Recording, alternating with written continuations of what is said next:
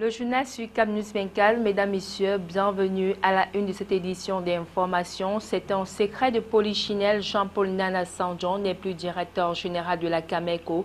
Il a été remplacé lors d'un conseil d'administration extraordinaire tenu dans la capitale politique par Ernest Dikoum, un expérimenté du management dans le transport aérien. Voilà pour la vitrine. Bienvenue une fois de plus, bienvenue au journal.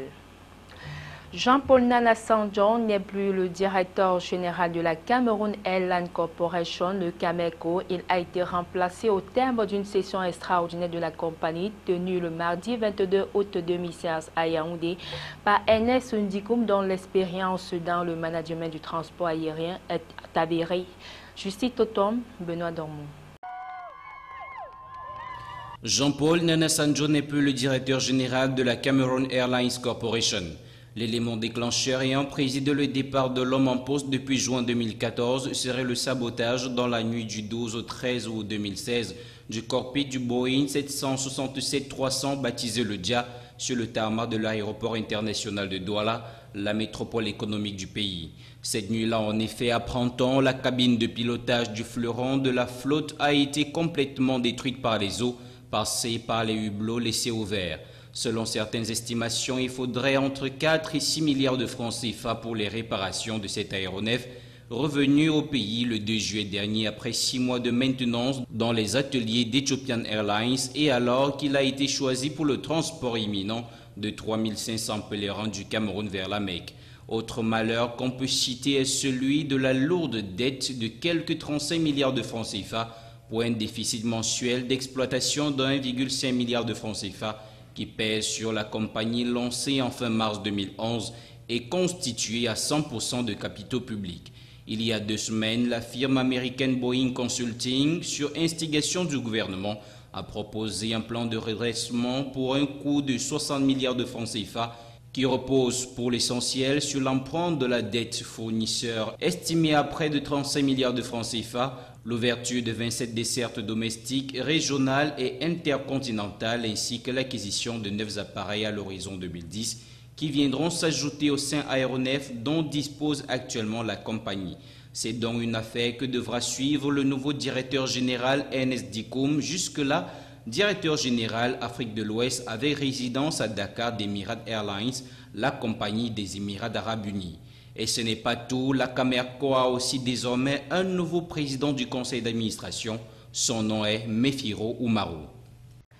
Rendons-nous à présent à Garoua, dans la région du Nord Cameroun, où la lutte contre la déforestation, la sensibilisation des ménages sur l'usage d'ordures et des chèques santé pour les femmes enceintes était au centre du stage de vacances édition 2016 qui vient de s'achever. La cérémonie de clôture qui s'est tenue à l'esplanade de la commune de Garoua 2e était marquée par la remise des attestations et prix aux meilleurs stagiaires. Jusqu'à Aman Bonnier et Réticheux. Ils étaient en tout 120 à avoir pris part aux activités qui consistaient notamment à sensibiliser environ 16 000 ménages sur le bon usage des ordures ménagères. Pendant 30 jours, ces jeunes gens ont inculqué aux populations de Garoua 2e le bien fondé des latrines, mais aussi des dangers liés au dépôt à l'air libre de la matière fécale. Le bien-être des populations de ces localités passe par la lutte contre la forte avancée du désert et les jeunes stagiaires ont par exemple montré l'importance qu'il y a à planter des arbres. L'objectif étant de présenter le visage d'un arrondissement plus propre au profit de ces populations. Depuis un certain temps, les gens ont pris conscience. On ne verse plus les ordures ménagères par terre. Les gens prennent la peine de verser des ordures ménagères dans des bacs prévus à cet effet. Depuis que les élèves ont fait des sensibilisations par rapport à la pollution. Dans la lutte contre l'avancée du désert et le changement climatique, avec l'appui des agents du MINFOF, environ 1500 plans ont été mis sur terre. Au sujet des chèques santé, le constat de refus des femmes de coopérer dans certains quartiers a été observé. Les arguments avancés par quelques-unes portent sur la non prise en compte des femmes enceintes, bien qu'ayant un chèque santé. On fait aussi appel comme ça aux différents responsables des formations sanitaires parce qu'il faut le dire, quand une femme enceinte a acheté son chèque pour des pathologies qui sont liées à la grossesse, elle ne doit pas payer. Mais on doit aussi savoir que si c'est une pathologie qui n'est pas liée à la grossesse, la femme enceinte peut être appelée à payer. Pendant 4 semaines, ces jeunes ont rendu leurs vacances utiles conformément aux souhaits de la commune de Garoua 2e qui depuis 2008 a pris conscience de la valeur de cette initiative. D'abord très fier de recevoir ce prime et de faire le stage à la commune d'arrondissement de Garoua 2 parce que j'ai reçu beaucoup de connaissances et je pense les appliquer dans ma vie. Satisfait, chaque stagiaire est reparti muni de son attestation de fin de stage et d'une enveloppe de 30 000 francs CFA, de quoi contribuer à la préparation de la rentrée scolaire 2016-2017.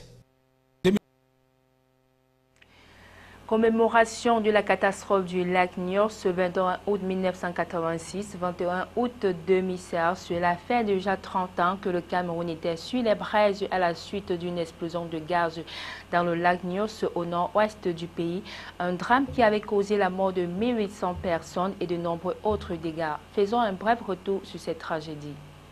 Il est resté gravé dans les mémoires qu'un soir du 21 août 1986, le Cameroun traversait l'un des pires moments de son histoire. Le lac Niort, situé au nord-ouest du pays à 1100 mètres d'altitude, explosait et libérait du dioxyde de carbone de CO2, occasionnant d'énormes dégâts matériels et humains. On apprendra alors que l'explosion qui a tué 1800 personnes a été causée par la chute d'un pan de la falaise qui surplombait le lac en cette période. Cette chute de roche avait entraîné un brassage assez rapide des eaux, lesquelles contenaient du gaz carbonique et se sont ainsi retrouvées en surface, ce qui a favorisé les émanations gazeuses. Il convient de rappeler qu'au lendemain de cette catastrophe sanglante et retentissante, le gouvernement, avec l'appui des pays amis, avait opté pour la mise en place d'un dispositif de dégazage du lac. En plus, le gouvernement avait instauré une politique en matière de protection civile dont une stratégie multiforme avait été élaborée. Ces stratégies comportaient au plan endogène le renforcement de l'arsenal juridique et institutionnel du secteur et au plan de la prospective internationale la mobilisation du partenariat extérieur en faveur de la sécurité civile. Ajouté à cela, le gouvernement avait formulé de nombreux projets destinés à la restauration et la prise en charge des victimes. Aujourd'hui, le risque d'explosion semble écarté car une opération de dégazage du lac a été menée par une équipe de scientifiques pour éviter un nouveau drame.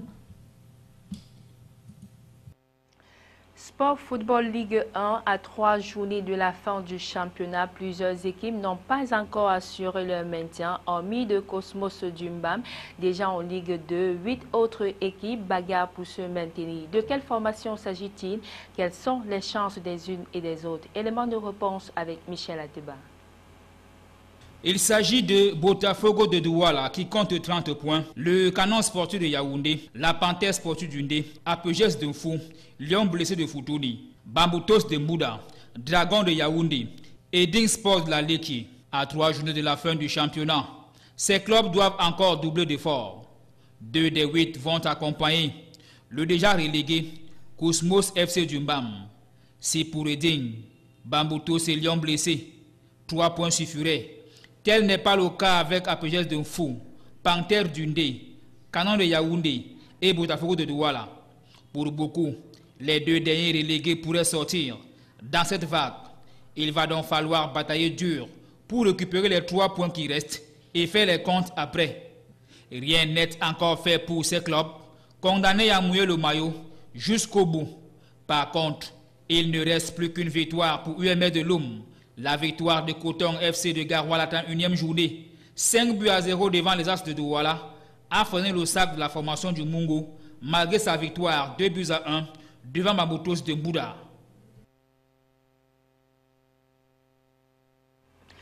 Toujours en sport, le rideau s'est refermé dimanche 21 août à Rio de Janeiro au Brésil sur les Jeux olympiques démarrés le 5 août dernier. Sur 54 nations représentées à cette 31e édition, le continent africain a reparti de Rio avec 45 médailles, un bilan exceptionnel par rapport aux précédentes éditions. Le point avec Adi Poto.